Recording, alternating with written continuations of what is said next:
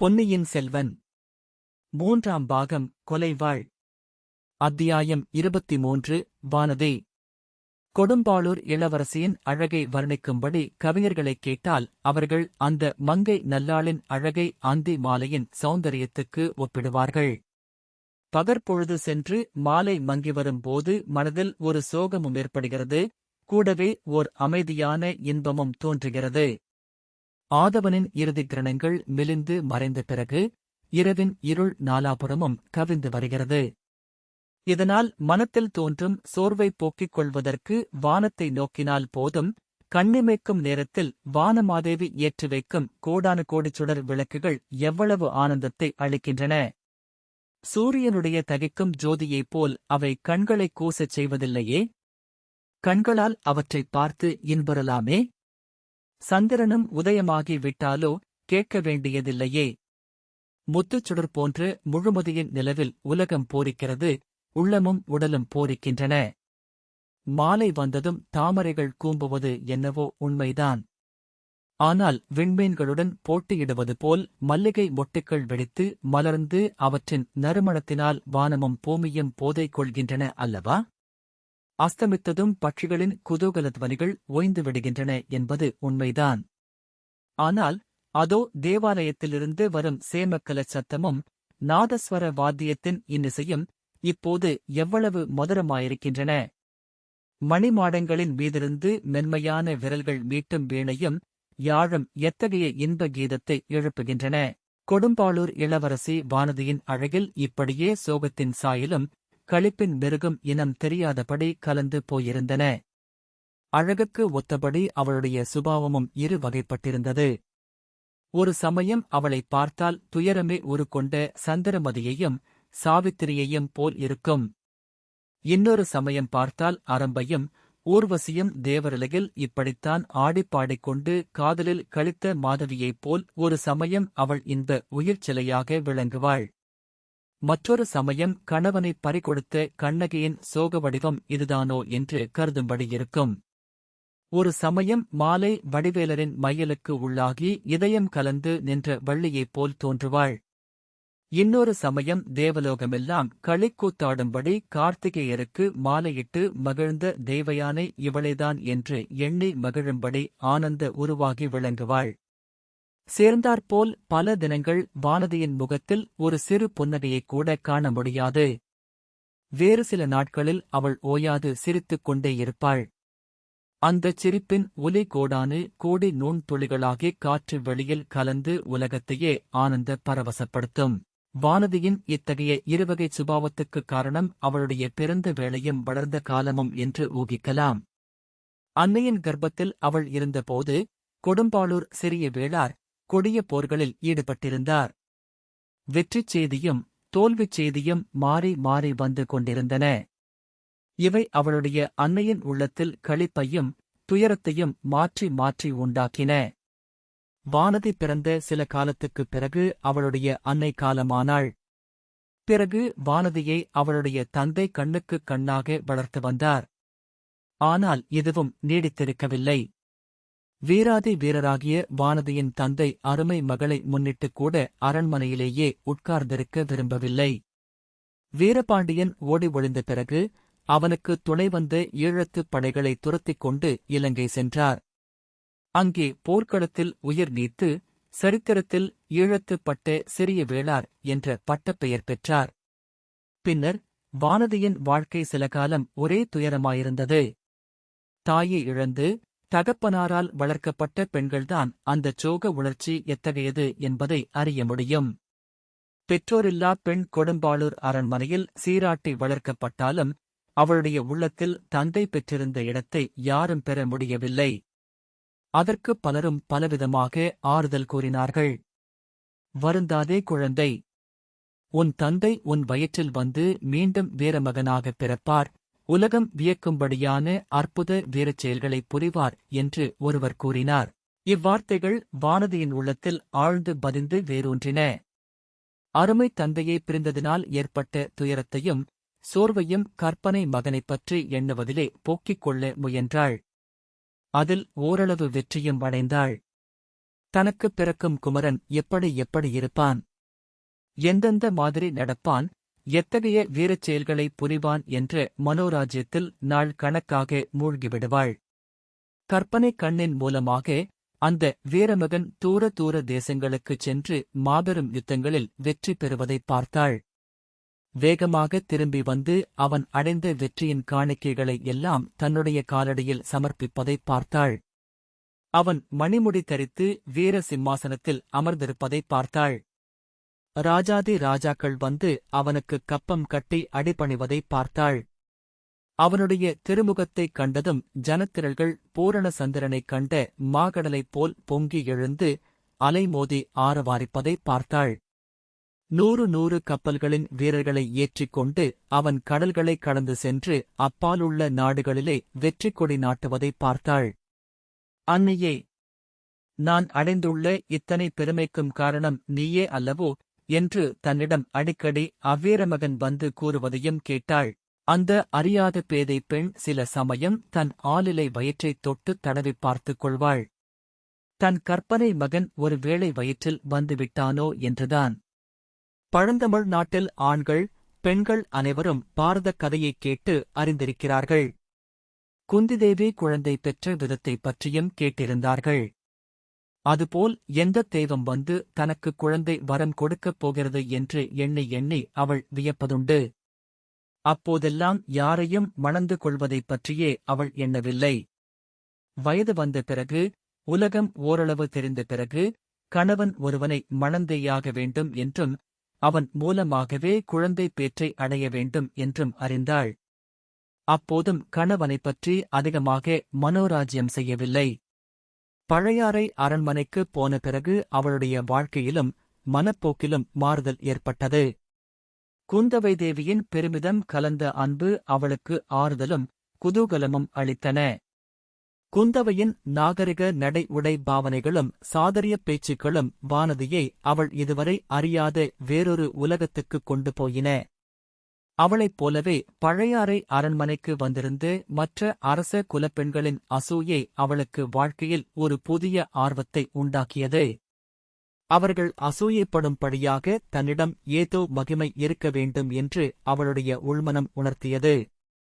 அதே சமயத்தில் அவளுடைய இயற்கையாகப் பிறந்த இனிய சுபாவமும் பெருந்தன்மையும் எல்லோருடனும் நல்லபடியாக நடந்து கொள்ள அவளைத் தூண்டின. இத்தனைக்கும் நடுவில் வானதி தனக்குப் பிறக்கப் போகும் வீர மகனைப் பற்றி இன்பக் கனவு காண்பதை மட்டும் விட்டுவிடவில்லை. இதற்கிடையிலேதான் அவள் பொன்னியின் செல்வரைப் பார்க்கும்படி நேர்ந்தது. அதன் பலனாக அவளுடைய மனக்கோட்டைகள் எல்லாம் பொல பொல என்று தகர்ந்து விழுந்தன. கணவனை அடைந்த பின்னர்தான் மகனைப் பெற முடியும் என்று அவள் அறிந்திருந்தாள். கணவன் யாராயிருந்தாலும் எப்படிப்பட்டவனாயிருந்தாலும் சரிதான் என்ற அலட்சியப்பான்மை அதற்கு முன்பு அவள் அடி உள்ளத்தில் இருந்தது. ஆனால் இந்தப் பொல்லாத மனத்தை என்ன செய்வது? இது சோழ நாட்டு மக்களின் கண்ணுக்குக் கண்ணான இளவரசரிடமல்லவா போய்விட்டது. 56 தேசத்து மன்னர்களும் என் பெண்ணை மணந்து கொள் என்று கெஞ்சிக் கூத்தாடக்கூடிய பெருமை வாய்ந்தவர் அல்லவா அவர். அத்தகையவர் தன்னை திரும்பியும் பார்ப்பாரா? அவரை மணந்து கொள்ளும் பாக்கியத்தைப் பற்றி அவளால் கனவு கூட காண முடியாதே. இளவரசரிடம் இந்த பேதை மனம் சென்ற பிறகு இன்னொருவரை மணந்து கொள்வதுதான் எப்படிச் சாத்தியம்? ஆகையால் தன் வயிற்றில் பிறக்கப் போகிற வீரகுமாரனைப் பற்றி இத்தனை காலமும் அவள் கட்டி வந்த மனக்கோட்டைகள் எல்லாம் சிதறிப்போகத்தானே வேண்டும். இதையெல்லாம் நினைக்க நினைக்க அவளுடைய உள்ளம் வெடித்துவிடும் போலிருந்தது. மறுபடியும் பழையபடி சோக வடிவானாள். அவளுடைய மனத்தை அறிந்து கொண்ட இளைய பிராட்டி அவளிடம் விசேஷ அன்பும் ஆதரவும் காட்டினாள். தன்னால் என்ற வரையில் வானதியை உற்சாகப்படுத்த முயன்றாள். பொன்னியின் செல்வரிடம் அவளுடைய உள்ளம் சென்றது அப்படியொன்றும் பிசகான விஷயமில்லை என்றும் நடக்க முடியாத காரியமும் அல்லவென்றும் குறிப்பாக உணர்த்தி வந்தாள். குழந்தை ஜோதிடர் வானதிக்குப் பிறக்கப் போகும் மகனைப் பற்றி கூறியது அவளுடைய உள்ளக் கனலுக்கு தூபம் போட்டு வளர்த்தது. அவளுடைய மனோராஜ்யம் மேலும் விரிவடைந்து கொண்டே வந்தது. மனச்சோர்வும் குதூகலமும் மேலும் துரிதமாக மாறி மாறி ஏற்பட்டன. இயக்கத்தினால் ஏற்பட்ட மனவேதனை பொறுக்க முடியாமலிருந்தது போல் மகிழ்ச்சியினால் ஏற்பட்ட கிளர்ச்சியையும் அவளால் சகித்துக் கொள்ள முடியவில்லை. இரண்டும் விதமின்றி போன போது மயக்கம் போட்டு விழுந்தாள். இயற்கையருளிய இந்த மயக்க மருந்து சாதனத்தினால் அவள் தன் உயிரைக் காப்பாற்றிக் கொண்டு வந்தாள். தஞ்சைக்குச் சென்றிருந்த போது வானதி பார்த்த பராந்தக சக்கரவர்த்தி நாடகமும், அன்றிரவு அவள் கேட்ட அபயக் குரலும், கண்ட பயங்கரக் காட்சியும் அவளுடைய மனக்குழப்பத்தை அதிகமாக்கின. கொடும்பாளூர் வம்சத்துக்கும் பழுவூர் சிற்றரசர் குலத்துக்கும் ஏற்பட்டிருந்த தீராத பகையின் அளவை அவள் அன்று நன்கு அறிந்து கொண்டாள். பழுவூர்க்காரர்கள் சோழ நாட்டில் அப்போது அடைந்திருந்த செல்வாக்கின் அளவையும் தெரிந்து கொண்டாள். இளவரசர் அருள் மொழிவர்மர் விஷயத்தில் தன் மனோரதம் ஈடேற பழுவேட்டரையர்கள் அனுமதிப்பார்களா? அவர்கள் அனுமதித்தாலும் அவர்கள் வீட்டுப் பெண்கள் சும்மாயிருப்பார்களா? பழுவூர் இளையராணி சம்மதிப்பாளா? அவளுடைய செல்வாக்கும் சக்தியும் உலகம் அறிந்தவை. நந்தினியை நினைக்கும் போதெல்லாம் அழகிய நாகபாம்பின் நினைவு வானதிக்கு வந்தது. இளைய பிராட்டியின் பேரில் அவளுடைய பகைமையைப் பற்றி அறிந்து கொண்டிருந்தாள். அது தன் பேரிலும் பாயும் அல்லவா? ஏன், பொன்னியின் செல்வரையே அந்த விஷநாகம் தீண்டினாலும் தீண்டக்கூடும். நள்ளிரவில் நோயாகப் படுத்திருக்கும் சக்கரவர்த்தியின் முன்னால் நந்தினியையொத்த வடிவம் ஒன்று நின்றதே, அது உண்மையில் நந்தினிதானா? சக்கரவர்த்தி அப்படியெல்லாம் பீதி நிறைந்த குரலில் ஓலமிட்ட காரணம் என்ன? இளைய பிராட்டி இதைப் பற்றி எல்லாம் ஏன் தன்னிடம் எதுவும் பேசுவதற்கு மறுக்கிறாள்? ஆமாம், இளைய பிராட்டியின் மனமும் மாறிப்போயிருக்கிறது. தன்னிடம் முன்பெல்லாம் போல் அவ்வளவு கலகலப்பாகப் பேசுவதில்லை. அடிக்கடி தன்னை விட்டுவிட்டு தனிமையை நாடிப் போய்விடுகிறார். அவரை ஏதோ பெருங்கவலை பீடித்திருக்கிறது. ஒரு வேளை பொன்னியின் செல்வரைப் பற்றிய கவலைதானோ என்னவோ? அதனாலேதான் தன்னிடம் அதைப் பற்றிச் சொல்வதற்கு மறுக்கிறார் போலும். இன்றைக்குக் கூட திடீரென்று இளைய பிராட்டி காணாமல் போய்விட்டார். அவர் இல்லாத சமயங்களில் இந்த பெண்கள் என்ன பாடுபடுத்துகிறார்கள்? என்ன கொட்டம் அடிக்கிறார்கள்? கவலை என்பதை அறியாதவர்கள். எது எப்படிப் போனாலும் அவர்களுடைய கும்மாளத்துக்குக் குறைவு ஒன்றும் கிடையாது. அவர்களுடைய கேலிப் பேசுக்களை வானதியினால் எப்போதுமே சகித்துக் கொள்ள முடிவதில்லை. அதுவும் இந்த 2-3 தினங்களாக ஒரே சோகக் கடலில் வானதி ஆழ்ந்திருந்தபடியால் அவர்களுடைய வீண் பேச்சுக்கள் அவளுடைய காதில் நாராசமாக விழுந்தன. இளைய பிராட்டி எங்கேதான் போயிருப்பார் என்று தேடிக்கொண்டு புறப்பட்டாள். மூத்த மகாராணியின் அரண்மனையில் ஏதோ சபை கூடியிருக்கிறதென்றும் அங்கே போயிருக்கிறார் என்றும் தெரிந்து கொண்டாள். ஆகையால் அந்த அரண்மனைக்குச் சென்றாள். வானதி போவதற்குள் அங்கே சபை கலைந்துவிட்டது. பெரிய மகாராணியும் அவருடைய செல்வப் புதல்வர் மதுராந்தகரும் அந்தரங்கமாக பேசிக் கொண்டிருக்கிறார்கள் என்று அறிந்தாள். எதனாலோ இந்தச் செய்தி வானதிக்கு மேலும் கவலை உண்டாக்கியது. அங்கிருந்து மறுபடியும் புறப்பட்டாள். அரண்மனை வாசலில் ஜனத்திரளின் பெரும் இரைச்சல் கேட்டது. விஷயம் இன்னதென்று தெரியவில்லை. இளைய பிராட்டியை உடனே பார்க்க வேண்டும் என்ற ஆர்வம் மிகுந்தது. அரண்மனையில் சேடிப் பெண்களை ஒவ்வொருத்தியாக விசாரித்தாள். சற்று முன்னால் ஆழ்வார்க்கடியான் என்னும் வீர வைஷ்ணவனுடன் இளைய பிராட்டி அந்தரங்கமாக பேசிக் கொண்டிருந்ததாகவும், பிறகு அரண்மனை தோட்டத்து ஓடையை நோக்கிச் சென்றதாகவும் ஒரு சேடி கூறினாள். இளைய பிராட்டி தனிமையை நாடிச் செல்லும் சமயங்களில் யாரும் வந்து தொந்தரவு செய்வதை இப்போதெல்லாம் அவர் விரும்புவதில்லை. ஆகையால் ஓடைப் பக்கம் இளைய பிராட்டியைத் தேடிக்கொண்டு போகலாமா வேண்டாமா என்று வானதி தயங்கினாள். அச்சமயம் வாரிணி என்னும் மங்கை ஓட்டமாக ஓடிவந்தாள். பொன்னியின் செல்வர் கடலில் மூழ்கிவிட்டாராம் என்ற பயங்கரச் செய்தியைச் சொல்லிவிட்டு அலறி அழுதாள்.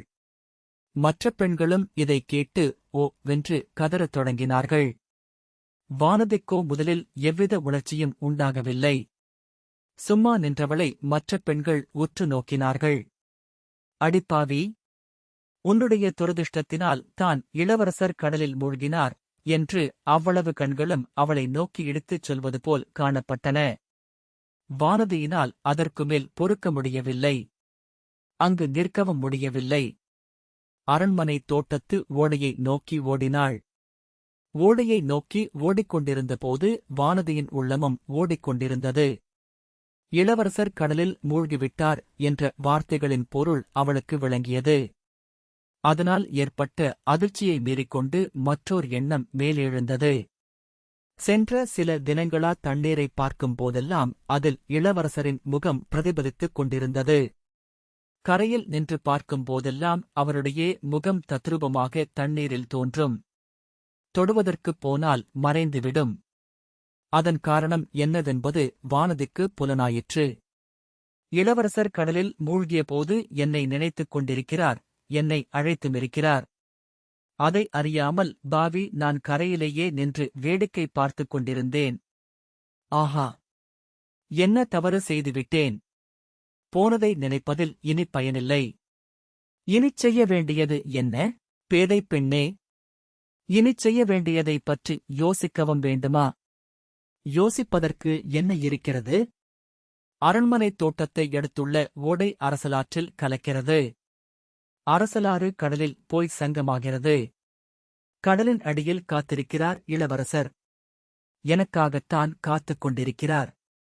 கடலின் அடியில் முத்துக்களாலும் பவளங்காலும் ஆன அற்புத மாளிகையில் எனக்காக காத்துக் கொண்டிருக்கிறார். அவரை சந்திக்கப் போகாமல் இந்த உலகத்தில் எனக்கு வேறென்ன வேலை? யாருக்காக இங்கே நான் இருக்க வேண்டும்? இவ்வாறு வானதி தீர்மானம் செய்ததும் வானதியின் உள்ளத்தில் ஒருவித அமைதியே உண்டாகிவிட்டது. அவளது பரபரப்பு அடங்கிவிட்டது, துயரம் நீங்கிவிட்டது, கவலை தீர்ந்துவிட்டது. நேரே ஓடைக்கரைக்குச் சென்றாள். பளிங்கு கல்லினாலான படிக்கட்டுகளில் இறங்கி நின்றாள். சுற்று முற்றும் பார்த்தாள். அதோ தூரத்தில் படகு ஒன்று வருவது தெரிந்தது. அதில் இருப்பவர் இளைய பிராட்டிதான். அவருடன் இருக்கும் ஆடவன் யார்? குடந்தை சோதிடர் வீட்டில் முதலில் சந்தித்து இலங்கைக்கு ஓலை எடுத்துச் சென்ற வாலிபன் போலத் தோன்றுகிறது. இளவரசரைப் பற்றிய செய்தியைக் கொண்டு வந்தவன் அவன்தான் போலும். அதனாலேதான் அவனை இளைய பிராட்டி தனியாக அழைத்துப் போகிறார். விவரங்களைக் கேட்டு அறிந்திருக்கிறார். எனக்குத் தெரிந்தால் கஷ்டப்படுவேன் என்று என்னை விட்டுவிட்டு போயிருக்கிறார். அவர் வந்துவிட்டால் என் இஷ்டப்படி செய்ய முடியாது. ஏதாவது சமாதானம் சொல்லப் பார்ப்பார், ஆறுதல் கூறப் பார்ப்பார். நான் இளவரசரை போய் சேர்வதைக் கட்டாயம் தடுத்து விடுவார். ஆனாலும் அவரிடம் சொல்லாமல் கடைசியாக ஒரு தடவை விடை பெற்றுக் கொள்ளாமல் போவது நியாயமா? தாய் தந்தையற்ற இந்த அனாதை பெண்ணிடம் இத்தனை அன்பாக இருந்தாரே, அவருக்கு ஒரு நன்றி வார்த்தையாவது சொல்ல வேண்டாமா? முடியாது. இனி ஒரு கணமும் காத்திருக்க முடியாது. இதோ தண்ணீரில் அவர் முகம் தெரிகிறது. இதோ அவருடைய முழு உருவமும் பொலிகிறது. என்னை அவர் அழைக்கிறார், புன்னகை செய்து கூப்பிடுகிறார். உன்னை நான் மனம் புரிந்து கொள்வதற்கு எல்லா தடைகளும் நீங்கிவிட்டன, வா என்று அழைக்கிறார். இன்னும் ஏன் தாமதம்? ஆகா, தலை ஏன் இப்படி சுற்றுகிறது? பாழும் மயக்கம் வருகிறதா என்ன? மயக்கம் வந்தால் பாதகமில்லை. கரையில் விழாமல் இந்த ஓடைத் தண்ணீரில் விழுந்தால் போதும். வானதியின் மனோரதம் நிறைவேறியது. அவள் தண்ணீரிலேதான் விழுந்தாள். கொதித்துக் கொண்டிருந்த உடம்பு இனிதாக குளிர்ந்தது, இதயம் குளிர்ந்தது. கீழே கீழே கீழே போய்க் கொண்டிருந்தாள். எத்தனை தூரம், எத்தனை காலம் போனாள் என்று சொல்ல முடியாது. சில வினாடி நேரமாகவும் இருக்கலாம், நீண்ட பல யுகங்களாகவும் இருக்கலாம். ஆம், கடலின் அடியிலுள்ள அற்புத லோகத்துக்கு அவள் வந்துவிட்டாள்.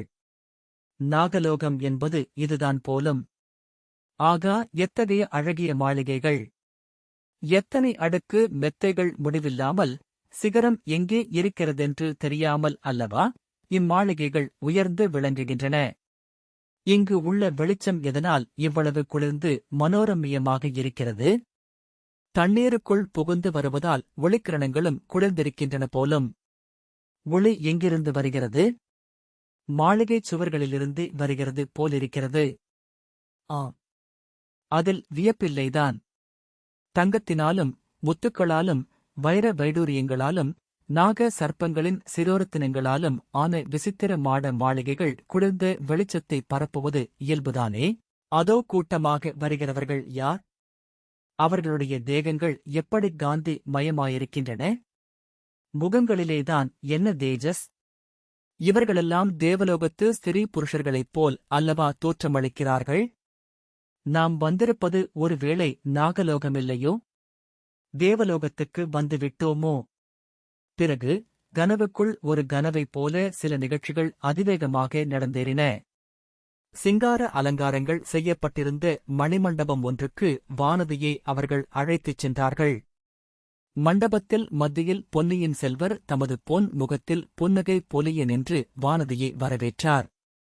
தேவதுந்துபிகள் முழங்க, மணிகளும் மலர்களும் பொழிய, மங்கள கோஷங்கள் ஒலிக்க, இளவரசரும் வானதியும் மாலை மாற்றி திருமணம் புரிந்து கொண்டார்கள். அந்த ஆனந்தத்தின் மிகுதியைத் தாங்க முடியாமல் வானதி மூர்ச்சையாகி விழுந்தாள். வெகுநேரம் நினைவின்றி கிடந்த பிறகு இருகரங்கள் அவளைத் தூக்கி எடுத்தன. அக்கரங்கள் பொன்னியின் செல்வருடைய திருக்கரங்கள் என்று முதலில் வானதி கருதினாள். அவர்தான் தன்னை தூக்கி எடுத்து வாரி அணைத்து மடியில் போட்டுக்கொண்டு மூர்ச்சை தெளிவிக்கிறார் என்று எண்ணினாள். ஆனால் கைகளிலே வளையல் தட்டுப்பட்டதும் சிறிது ஐயம் உதித்தது. வானதி, வானதி, இப்படி செய்துவிட்டாயே என்ற குரலும் பெண்குரலாக ஒலித்தது. மிக மிக பிரயத்தனம் செய்து வானதி சிறிதளவு கண்ணிமைகளை திறந்து பார்த்தாள். குந்தவையின் முகம் அவள் கண்ணில் பட்டது. அக்கா, அக்கா, என் கலியாணத்துக்கு நீங்கள் வந்திருந்தீர்களா? தங்களைக் காணவில்லையே என்று வானதியின் வாய் முணுமுணுத்தது.